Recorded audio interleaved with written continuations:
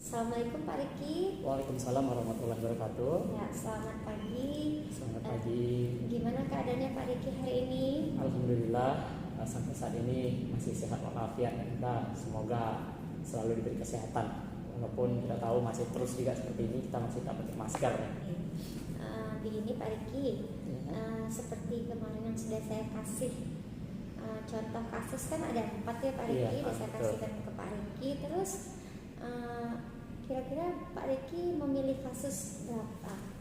Dari 4 kasus yang sudah saya baca kemarin yang sudah memberikan, itu saya lebih tertariknya di kasus 3. Studi kasus 3 itu sepertinya. Studi Yang kasus membahas 3. tentang nilai, meningkatkan nilai. Ya, yang kepala sekolah itu Iya, Pak Riki ya.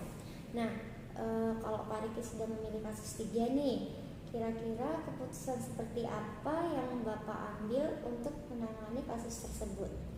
Kalau ditanya masalah keputusan, kalau kita sebagai guru ya, mungkin kebijakan kepala sekolah tujuannya menaikkan nilai seperti yang disampaikan di studi kasus 3.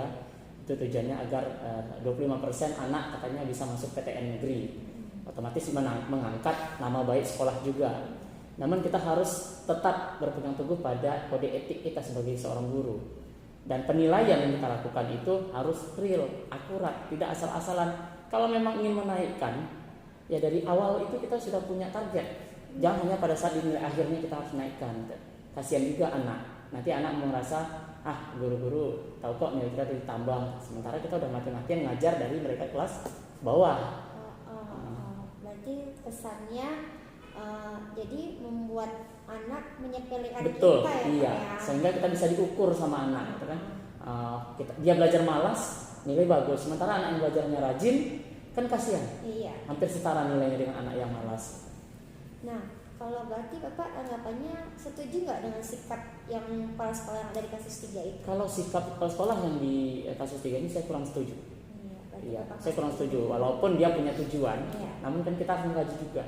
Ya, kita tidak asal yang penting bagus di prestasi sekolah. Namun kita harus melihat juga belakangnya bagaimana efeknya akan terjadi nanti. Ya, oke, berarti Pak Riki ya. Nah, kira-kira Bapak ada solusi nggak untuk kepala sekolahnya tuh kalau misalnya Bapak jadi guru yang di sekolah itu? Kalau saya berada di SMA yang ada di kasus itu, mungkin saya akan memberikan masukan ataupun saran kepada kepala sekolah. Kita jangan hanya melihat hasil akhir. Kita harus punya trik ya. Kalau memang ingin menaikkan nilai anak, jangan pada saat hasil ujian saja. Coba dari awal itu mungkin KKM-nya yang kita naikkan. Mulai dari dia kelas bawah, semakin lama semakin naik KKM-nya.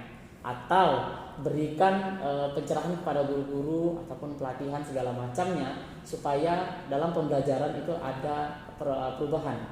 Sehingga anak yang awalnya daya serapnya rendah, karena dengan adanya perubahan-perubahan dalam pembelajaran, maka anak akan terpancing untuk belajar dan hasilnya pun pasti akan maksimal. Bukan hanya sekedar mengganti angka, karena kita mendidik anak ya, bukan hanya memberikan angka begitu saja. Kita mengajar dan mendidik. Berarti seperti itu solusinya Iya, ya Pak betul. ya. Oke, baik Pak Riki, terima kasih atas waktunya. Iya, sama-sama. Maaf mengganggu. Ya, sama. Makasih ya Pak Riki. Iya, sama-sama. Assalamualaikum. Waalaikumsalam warahmatullahi wabarakatuh.